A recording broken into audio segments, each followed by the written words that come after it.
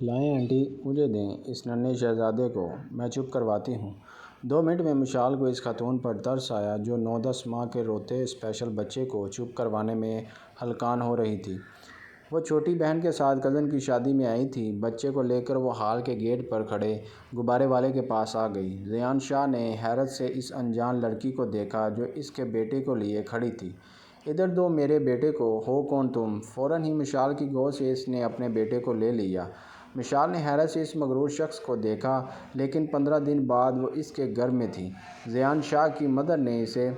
وہ دونوں بہنیں مامی کی گھورتی نگاہوں اور ناپسندیدہ سوالوں سے بچنے کے لیے ہال کے اس کونے میں چھپ کر بیٹھ گئی تھیں۔ اس ٹیبل میں صرف ایک خاتون ہی بیٹھی تھی، نہایت ہی عمدہ اور خوبصورت، ہلکے رنگ کا چکن کاری سوٹ پہنے، آنکھوں پر سن گلاسز لگائے۔ ماموں نے اپنی بیٹی کی شادی کے لیے مہنگا ترین ہال کروایا تھا۔ مشال درزدہ نگاہوں سے شادی ہال کا جائزہ لے رہی تھی۔ کیا خوبصورت بینکویٹ تھا، مکمل ایئر کنڈیشن۔ دونوں بہنوں کے پاس موبائل بھی نہیں تھا کہ ٹائم پاس کرنے کے لیے سیلفیاں بنا بنا کر ہی گزارا کر لیتی، اس لیے بیزار شکل بنائے وہ ایک دوسرے سے شادی میں آئی ہوئی خواتین اور لڑکیوں پر تبصرہ کر رہی تھی۔ لیکن مشال کی نگاہیں اس خوبصورت گورے چھپے ہیزل گرین آنکھوں والے بچے کا بھی اس خاتون کی گود میں تھا۔ لیکن اچانک ہی اس بچے نے رونا شروع کر دیا۔ خاتون بری طرح پریشان ہو گئی تھی، جبکہ اب بچہ ہاتھ پاؤں مار کر رو رہا تھا۔ اس کے منہ سے دہکتی رال دیکھ کر مشال پہچان گئی کہ یہ اسپیشل بچہ ہے۔ اسے اس عورت پر بڑا ترس آیا تھا۔ ایسے بچے کو کیسے ہینڈل کرنا ہے مشال اچھی طرح جانتی تھی۔ وہ فوراً ہی اٹھی۔ لائیں آنٹی آپ مجھے دیں اس کیوٹو کو، میں ابھی 2 منٹ میں چپ کرواتی ہوں، وہ مسکراتی ہوئی اس عورت سے کہنے لگی۔ تو وہ تھوڑی گڑبڑ کر گئی۔ پھر انہوں نے اس بچے کو مشال کی گود میں تھما دیا۔ وہ اسے چٹکیاں بجا کر بہلانے لگی۔ پھر چونکا کر وہ گیٹ کے پاس ہی بیٹھے تھے تو اسے وہ غبارے والا بھی نظر آ گیا۔ وہ بچے کو لے کر غبارے والے کے پاس 2-3 غبارے لے کر اسے بہلایا تو وہ تھوڑی ہی دیر بعد کلکاریاں مارنے لگا۔ ایسے اسپیشل بچے کو ہینڈل کرنا تھوڑا مشکل ہوتا ہے، لیکن مشال یہ سب اچھے سے جانتی تھی۔ اس نے چند منٹ میں ہی اسے خاموش کروا دیا تھا۔ روشنیاں، لائٹس، غبارے دکھا کر اب وہ بچہ بہل کر چپ ہو گیا تھا۔ لیکن تبھی پریشان چہرہ لیے زیان شاہ اپنے بچے کو ہی دیکھنے کے لیے اسی طرف سے گزرا۔ لیکن اچانک اس کی نظر پنک کلر کا سوٹ، کھلے بالوں والی لڑکی پر پڑی۔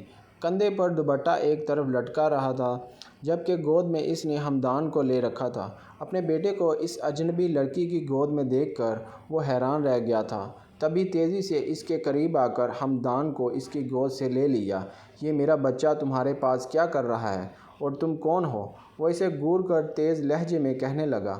مشال اس اچانک آنے والی آفتاب پر اچھل پڑی تھی۔ وہ حیران ہو کر اس مغرور شخص کو دیکھ رہی تھی جس کی بوئیں تنی ہوئی تھیں، لمبی ناک پر غصہ تھا، اونچا لمبا قد، وجاہت سے بھرپور اور بالکل ہمدان جیسے ہیزل گرین آنکھیں۔ اسے دیکھ کر صاف ظاہر تھا کہ ہمدان اپنے والد پر گیا ہے۔ جی میں اس کا جملہ ادھورا رہ گیا تھا۔ وہ اپنے بچے کو لے کر ماما کے پاس آ گیا، جہاں وہ مشال کی چھوٹی بہن منال سے باتیں کر رہی تھی۔ ماما یہ آپ نے ہمدان کو کسے سونپ دیا تھا؟ نہ جان نہ پہچان ان کی کہ آپ سکینہ کو ساتھ لے کر چلیں۔ وہ دردانہ بیگم دکان میں سرگوشی کرنے لگا۔ اس کے پیچھے پیچھے آتی مشال بھی اسی ٹیبل پر بیٹھ گئی تھی اور اب شخص کو گھور کر دیکھ رہی تھی جو اسے نہ جانے کیا سمجھ رہا تھا۔ ماما سے بات کرتے اس کی نظر مشال پر پڑی۔ وہ اس لڑکی کو پہچان گیا، شاید اس کے تیز رنگ کے کپڑوں کی وجہ سے۔ ہمدان کو گود میں لے کر اب وہ دوسری طرف چلا گیا تھا۔ تبھی دردانہ بیگم مشال سے کہنے لگی، میں آپ سے معذرت کرتی ہوں بیٹا، دراصل میرا بیٹا اپنے بیٹے کے لیے بہت حساس ہے، وہ اسے 1 منٹ کے لیے خود سے دور نہیں کرتا، اسی لیے اس نے تمہاری گود سے اسے لے لیا ہوگا۔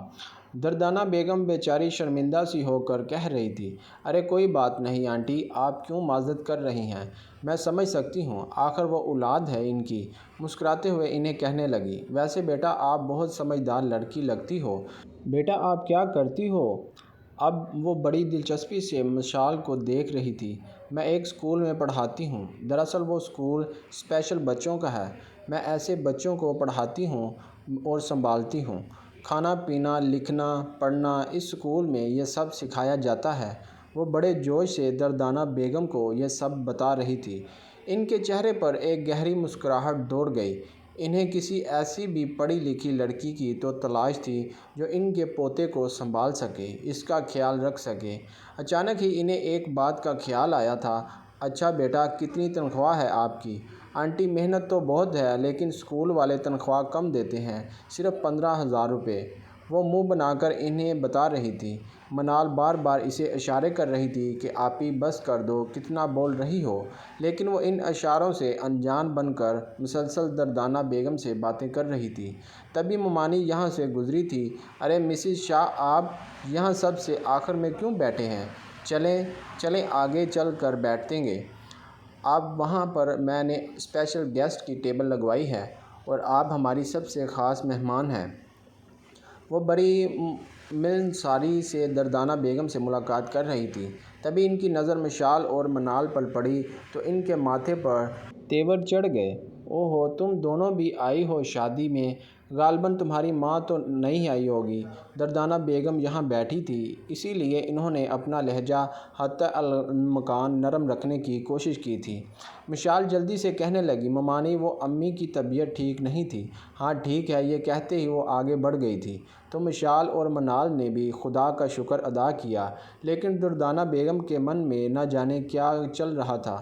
تبھی وہ ایک لمحے کے لیے چپ بیٹھ کر مشال سے کہنے لگی، کیا یہ آپ کے ریلیٹو ہیں؟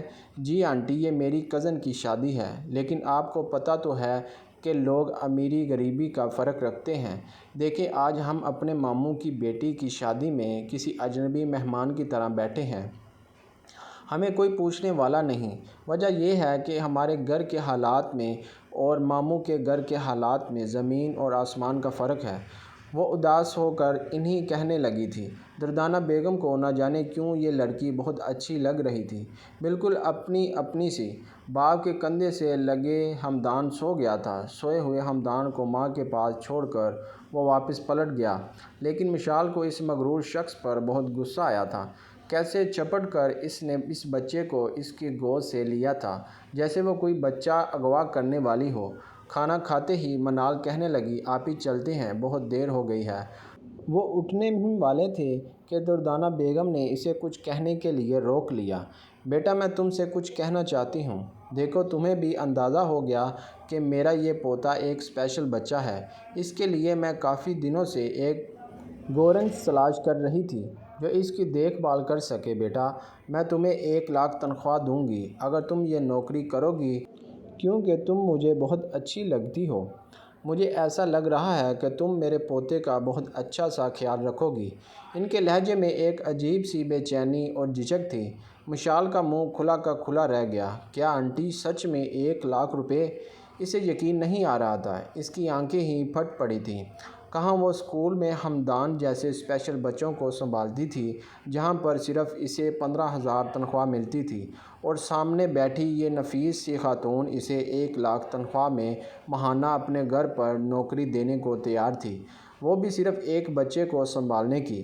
خوشی سے دھڑکتے دل کو سنبھالتے اس نے جلدی سے کہا تھا، جی آنٹی، میں یہ نوکری کرنے کو تیار ہوں، اور میں ہمدان کو ایسے ہینڈل کروں گی کہ آپ خود دیکھ لیجئے گا کہ اس کے اندر کتنی تبدیلی آئے گی۔ یہ ضد کرنا، رونا، کھانا نہ کھانا سب کچھ چھوڑ دے گا۔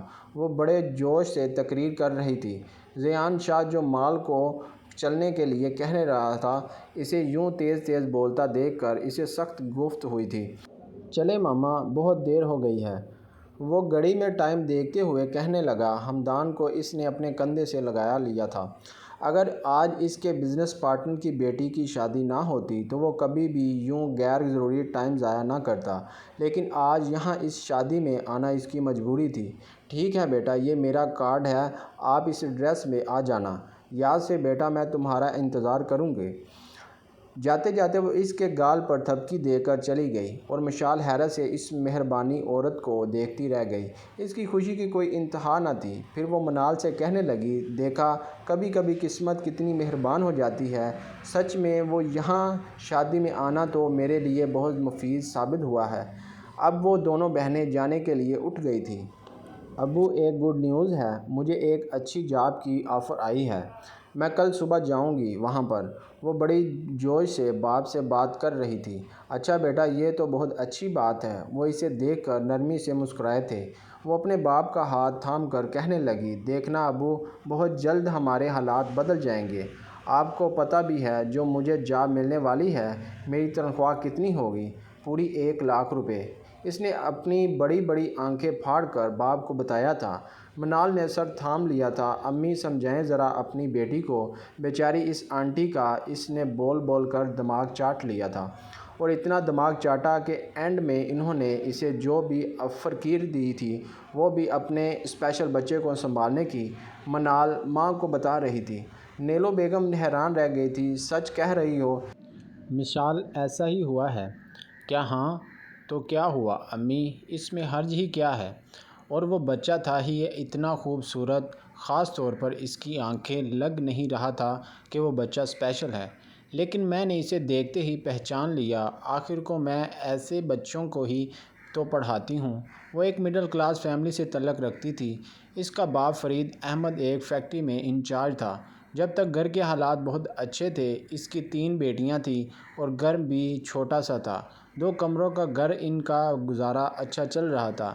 اس وقت مشال کالج میں پڑھ رہی تھی جب اچانک ہی ایک ایسا خطرناک ایکسیڈنٹ ہوا کہ فرید احمد ایک ٹانگ سے ہی محروم ہو گیا۔ گھر کی جتنی بھی جمع پونجی تھی سب ان کے علاج پر لگ گئی۔ ان کے ٹانگ میں ایک راڈ لگنے کی تھی، لیکن وہ خرچہ اتنا تھا کہ وہ ابھی تک افورڈ نہیں کر سکے تھے۔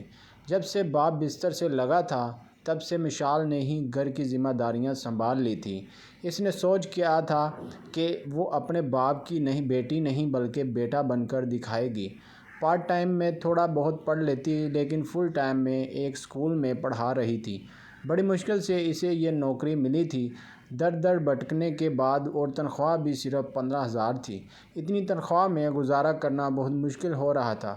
منال اسے 3 سال چھوٹی تھی، وہ ابھی سیکنڈ ایئر میں تھی، لیکن وہ بھی بچوں کو ٹیوشن وغیرہ پڑھا لیتی اور گھر کا چھوٹا موٹا خرچہ نکل ہی آتا تھا۔ ایسے حالات میں دونوں بہنیں ہی اپنے گھر کو سپورٹ کر رہی تھیں، لیکن پھر بھی اس مہنگائی کے دور میں گزارا کرنا بہت مشکل ہو گیا تھا۔ اب جب کہ مشال کو اتنی اچھی تنخواہ کی جاب آفر ہوئی تو وہ خوشی سے پھولے نہ سما رہی تھی۔ وہ رات کو بستر پر لیٹی سہانے خواب دیکھ کر رہی تھی۔ ان پیسوں سے گھر کے بہت سے مسائل حل ہو سکتے ہیں۔ ان کی زندگی میں اچھے دن آنے کی امید جاگ گئی تھی۔ پھر وہ صبح ہی صبح 9 بجے اس بنگلے کے سامنے کھڑی تھی۔ چوکیدار کو اس نے وہ وزٹنگ کارڈ دکھا دیا تھا جسے دیکھ کر اس نے مشال کو اندر جانے کی اجازت دے دی تھی، اور اس حسین و خوبصورت بنگلے کو وہ آنکھیں پھاڑ پھاڑ کر دیکھ رہی تھی۔ بابا رے، بنگلہ ہے یا کوئی محل؟ وہ اس سفید پرکشش تاج محل جیسے بنگلے کو دیکھ دیکھ کر حیران ہو رہی تھی۔ بنگلے کے خوبصورت ٹیرس کو دیکھتی آگے بڑھ رہی تھی کہ اچانک کسی سے بری طرح ٹکرا گئی۔ زیان شاہ اسے اپنے گھر میں کھڑا دیکھ کر حیران رہ گیا تھا۔ 2-3 دفعہ اس لڑکی کو شادی کی تقریب میں دیکھا تھا، کیسے نہ پہچانتا؟ تم یہاں کیا کر رہی ہو لڑکی، اور کس نے بلایا ہے تمہیں؟ ٹکر لگنے کے بعد وہ جیسے ہوش میں آئی تھی۔ سٹاپے سے اس نے جب سامنے دیکھا تو پہلا سامنا اس مغرور شخص سے ہوا تھا۔ وہ 2 قدم پیچھے ہوئی۔ وہ مجھے میڈم دردانہ نے یہاں بلایا تھا جاب کے لیے، یہ دیکھیں انہوں نے مجھے کارڈ دیا تھا۔ جلدی سے وہی کارڈ اس نے زیان کے سامنے کیا۔ زیان شاہ کو شاید غصہ آیا تھا۔ یہ لڑکی سنبھالے گی میرے بیٹے کو تو بالکل لاابالی اور اوٹ پٹانگ حرکتیں کرتی ہے۔ ابھی اسے آفس سے دیر ہو رہی تھی، اس لیے اسے نظر انداز کر کے وہ آگے بڑھ گیا۔ لو، عجیب شخص ہے، نہ اندر جانے کو کہا نہ باہر جانے کو، اور بیچ میں مجھے ایسے کھڑا کر دیا جیسے میں یہاں اس کی غلامی کرنے آئی ہوں۔ وہ اس مغرور شخص کو دل ہی دل میں کوس رہی تھی۔ تبھی ایک عمر رسیدہ عورت اس کے سامنے آ کر کھڑی ہوئی۔ کیا تم ہی نوکری کے لیے آئی ہو؟ وہ مشال کے سامنے آ کر کہنے لگی۔ جی جی، میں ہی ہوں۔ دردانہ میڈم کہاں ہیں؟ وہ سکینہ تھی، دردانہ بیگم کی ملازمہ، وہ اسے لے کر اندر گئی تھی۔ جہاں ہمدان کو سنبھالنے میں وہ ہلکان ہو رہی تھی۔ مشال نے فوراً ہی ہمدان کو ان کی گود سے لے لیا تھا۔ مجھے امید نہیں تھی کہ تم آؤ گی، بہت خوشی ہوئی بیٹا تمہیں یہاں دیکھ کر۔ ان کی نرم مزاجی پر وہ خوشی سے پھولے نہ سمائی۔ جی آنٹی آپ فکر نہ کریں، میں اسے ایسے سنبھالوں گی کہ آپ خود دیکھ کر حیران رہ جائیں گی۔ دن رات اس کا خیال رکھوں گی، آپ کو کوئی شکایت کا موقع نہ دوں گی۔ وہ جلدی یہ سب کہہ رہی تھی۔ ٹھیک ہے بیٹا آؤ، میں تمہیں اس کا کمرہ دکھا دیتی ہوں اور تمہیں اس کے بارے میں کچھ انفارمیشن بھی دے دیتی ہوں۔ وہ اسے لے کر ہمدان شاہ کے کمرے میں آ گئی تھی اور اس کا کمرہ تھا یا کوئی چھوٹا سا محل، جا بجا خوبصورت کھلونے، خوبصورت بستر، کمرے میں چھوٹا سا اے سی لگا تھا، ہر چیز سہولت کی موجود تھی۔ اس کے کھلونے، رنگ برنگی کتابیں، حالانکہ وہ ابھی اتنا چھوٹا سا تھا، صرف 10 مہینے کا، لیکن زیان شاہ نے اپنے بیٹے کے لیے اس کے کمرے میں ایک دنیا سجا دی تھی۔ اور مشال حیران ہو رہی تھی کس قدر دولت مند خاندان ہے یہ، سچ میں اللہ تعالیٰ دیتا ہے تو چھپڑ پھاڑ کر دیتا ہے۔ ایک تو خوبصورت محل، اوپر سے یہ کیوٹ سا بچہ۔ لیکن اس کی ماں اچانک ہی وہ اپنے دل میں آتی سوچ سے دامن چڑھاتی دردانہ بیگم کی طرف متوجہ ہوئی تھی۔ دراصل بیٹا یہ ان بچوں میں سے ہے جو زیادہ ذہنی معذور نہیں ہوتے، بس وقتی طور پر انہیں کچھ وقت لگتا ہے تو اپنے دوسرے ہم عمر بچوں کے ذہن تک آنے کے لیے، لیکن ڈاکٹر نے امید دلائی ہے کہ اگر اسے مناسب توجہ اور مناسب خوراک اور دیکھ بھال دی جائے تو یہ بہت جلد ٹھیک ہو جائے گا۔ جی آنٹی انشاءاللہ، کیوں نہیں، ایک دن یہ بالکل ٹھیک ہو جائے گا، آپ خود دیکھیں گی۔ بس میں دن رات ایک کر دوں گی، لیکن اس کا بہت خیال رکھوں گی۔ ویسے بھی ہے تو اتنا کیوٹ، اسے دیکھتے ہی پیار آ جاتا ہے۔ انسان کو اس کے گال پر چٹکیاں کاٹ رہی تھی۔ گولو مولو سا بچہ ہے، جان میں بھی بہت بھاری تھا۔ اپنی گرین آنکھیں اٹھا کر کمر میں چمکتی روشنیوں کو دیکھ رہا تھا۔ مشال کی آنکھوں میں اس کے لیے محبت تھی۔ دردانہ بیگم کی آنکھیں بھر آئی تھیں۔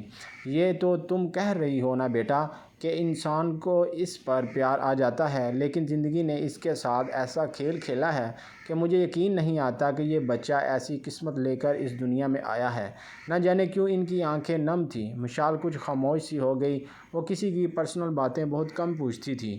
وہ جانتی تھی کہ ہر انسان اپنے دل میں غم کا طوفان ایک پہاڑ لے کر بیٹھا ہے، اس لیے ان کے زخموں کو خریدنا نہیں چاہتی تھی۔ تبھی بات بدلتے ہوئے کہنے لگی، لیکن آنٹی آپ نے ابھی تک اس کے لیے کسی کیئر ٹیکر کا بندوبست کیوں نہیں کیا تھا کہ آپ کو اس کی ضرورت محسوس نہیں ہوئی تھی؟ دردانہ بیگم کہنے لگی، ایک نہیں 10 کیئر ٹیکرز کو میں نے اس کے لیے ہائر دیا تھا، لیکن انہیں ٹھیک طرح سے ہینڈل کرنا ہی نہیں آیا۔ ہمدان کو صرف 1 مہینہ نوکری کرتی اور پھر خود ہی تنگ آ کر چھوڑ کر بھاگ جاتی۔ کچھ میرا بیٹا زیان بھی مزاج کا بہت تیز ہے، وہ کسی کی ذرا سی غلطی پر بھی اسے نہیں بخشتا۔ وہ ان پر اتنا غصہ کرتا کہ وہ تنگ آ کر خود ہی نوکری چھوڑ کر چلی جاتی۔ وہ افسوس سے کہہ رہی تھی۔ یہ سن کر مشال کا دل بھی ڈوب گیا تھا۔ اس کا مطلب ہے کہ یہ شخص موقع تلاش کرے گا مجھے بے عزت کرنے کا۔ نہیں میں ایسا کوئی موقع آنے ہی نہیں دوں گی۔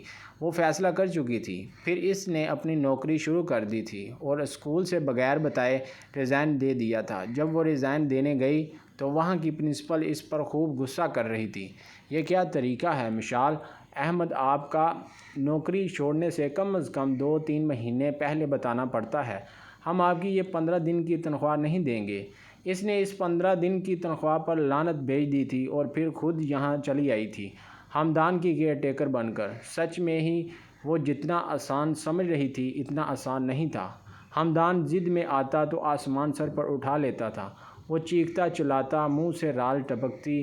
ابھی تو وہ صرف 10 مہینے کا تھا، اسے سنبھالنا آسان نہ تھا، لیکن آگے وہ جیسے بڑا ہوگا یقیناً ان سب کے لیے مشکل ہوگا اسے سنبھالنا۔ لیکن مشال کو ایسے بچوں کو ہینڈل کرنا خوب اچھے سے آتا تھا۔ جب بھی ہمدان غصہ کرنے لگتا وہ اسے کسی دوسری طرف متوجہ کر دیتی۔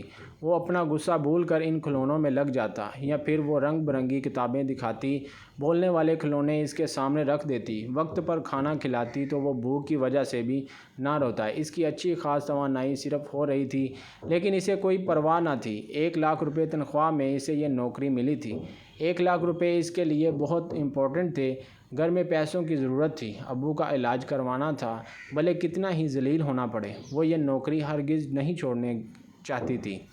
اس نے فیصلہ کر لیا تھا صبح ناشتے کی ٹیبل پر زیان شاہ اسے اپنے پاس بٹھا کر ناشتہ کرواتا، باقی پورے وقت میں مشال اسے خود ہی سنبھال لیتی تھی۔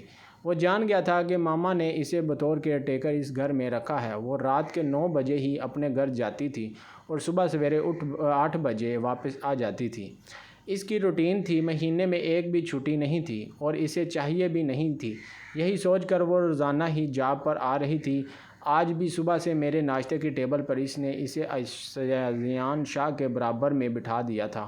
وہ چمچ سے اس کے منہ میں کھانا ڈال رہا تھا جبکہ ہمدان اسے زج کر رہا تھا۔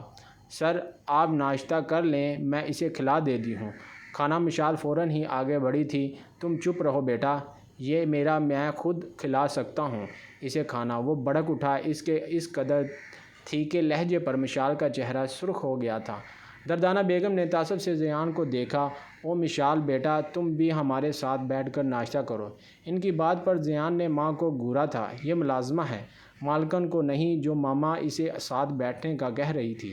نہیں نہیں آنٹی، آپ سب ناشتہ کریں، میں تو ناشتہ کر کے آئی تھی۔ یہ کہتے ہوئے وہ پلٹ گئی تھی۔ بات سنو لڑکی، اچانک ہی زیان نے کڑک انداز میں اسے پکارا تو وہ وہیں پر رک گئی۔ تم ماما کو آنٹی کہہ سکتی ہو، انہیں میم یا میڈم کہا کرو۔ آنٹی نو ریلیشن شپ، زیان شاہ نے تیز لہجے میں اسے ڈانٹ دیا تھا، جبکہ دردانہ بیگم نے اسے گھور کر دیکھا۔ میں نے ہی اسے آنٹی کہنے کے لیے کہا تھا اور اسے گھر میں کی میڈیا گورننس نہیں سمجھتی۔ نو نو سر، میری غلطی ہے، آئی ایم ریئلی سوری، آئندہ میں اس چیز کا خیال رکھوں گی۔ یہ کہتے ہی وہ پلٹ گئی تھی۔ دردانہ بیگم نے اپنا سر دونوں ہاتھوں پر تھام لیا تھا۔ مجھے لگتا ہے کہ تم دوسروں کی طرح اسے بھی نوکری سے بھگا دو گے۔ یہ بہت اچھی لڑکی ہے زیان، میں سے کسی قیمت پر یہاں سے جانے نہیں دینا چاہتی۔ یہ جس طرح ہمدان کی دیکھ بھال یا ساتھ ساتھ اسے محبت دے رہی ہے، اس بات کی مجھے بہت خوشی ہے۔ تم بھی اس لہجے میں آئندہ اس سے بات نہیں کرو گے۔ ماما کی بات پر وہ خاموش رہا، لیکن اس کا جیسے دنیا کی ہر عورت سے اعتبار ختم ہو گیا تھا۔ زیان شاہ کا بس نہ چلتا کہ وہ بزنس کو چھوڑ کر ہر وقت اپنا سارا ٹائم صرف اپنے بیٹے کو بھی، وہ اسپیشل بچہ تھا۔ اس کے وقت کی، اس کی توجہ کی اسے بہت ضرورت تھی، لیکن وہ مجبور تھا۔ لاکھ کوشش کے باوجود بھی وہ اتنا وقت ہی نہ نکال پاتا۔ سارا دن اس کے ذہن پر پریشان سوچیں سوار رہتی۔ کون اسے سنبھال رہا ہوگا، کیسے رہ رہا ہوگا، کہیں اس کی وہ کیئر ٹیکر غصے میں آ کر اسے تھپڑ نہ لگا دے یا پھر اسے نفرت آمیز سلوک نہ کرے۔ بس وہ انہی سوچوں میں گرفتار رہتا تھا۔ یہی وجہ تھی کہ اس کا رویہ بہت منفی ہو گیا تھا۔ جب مشال کو پہلے تنخواہ ملی، اس نے وہ سارے پیسے باپ کے ہاتھ پر رکھ دیے۔ ان کی آنکھیں نہ جانے کیوں نم تھیں۔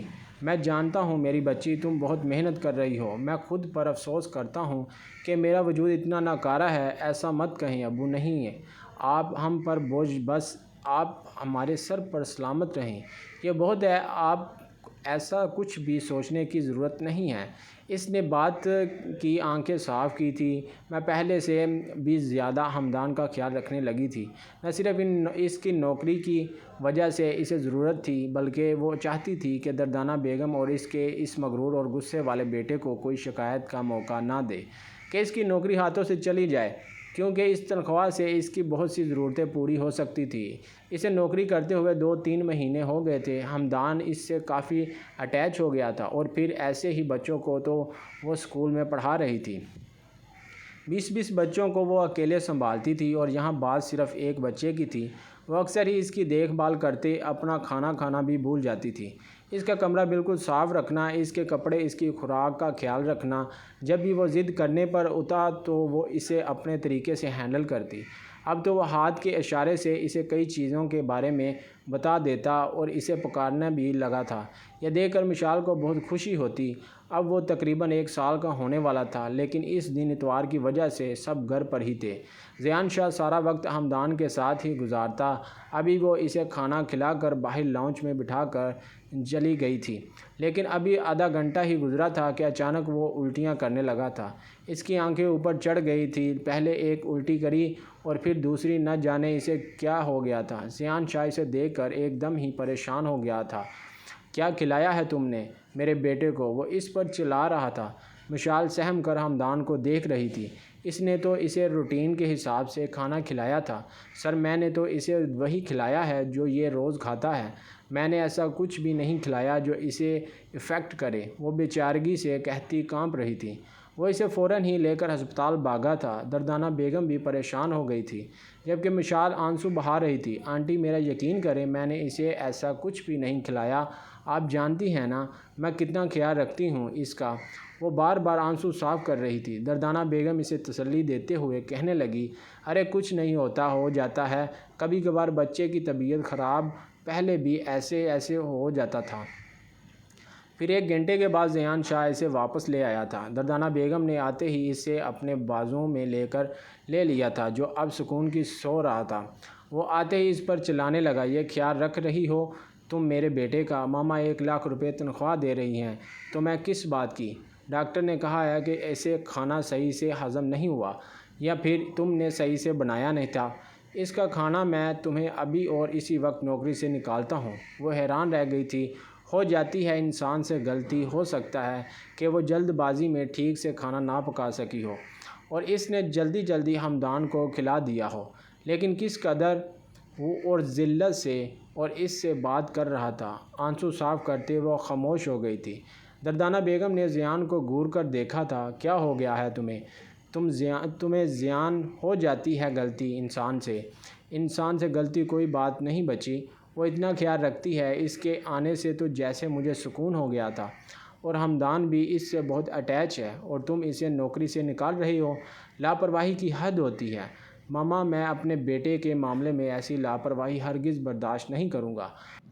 جاؤ لڑکی تمہاری، اور جتنا بھی حساب تمہارا بنتا ہے وہ مجھے بتاؤ۔ لیکن اس نے ایک لفظ نہیں کہا، چپ چاپ آنسو صاف کرتے اپنا بیگ اٹھایا اور خاموشی سے اس بنگلے سے باہر آ گئی۔ آخر یہ اس سے غلطی کیسے ہو گئی تھی؟ جانتی ہو نا مشال احمد، تمہیں اس نوکری کی کتنی ضرورت تھی۔ بہت سی پریشانیاں تھیں جو تم اس نوکری سے حل کر سکتی تھی، لیکن اب کیا ہوا؟ نوکری سے ہاتھ دھو بیٹھی۔ اب جاؤ پھر اس اسکول میں پرنسپل کی ذلت برداشت کرنے کے لیے۔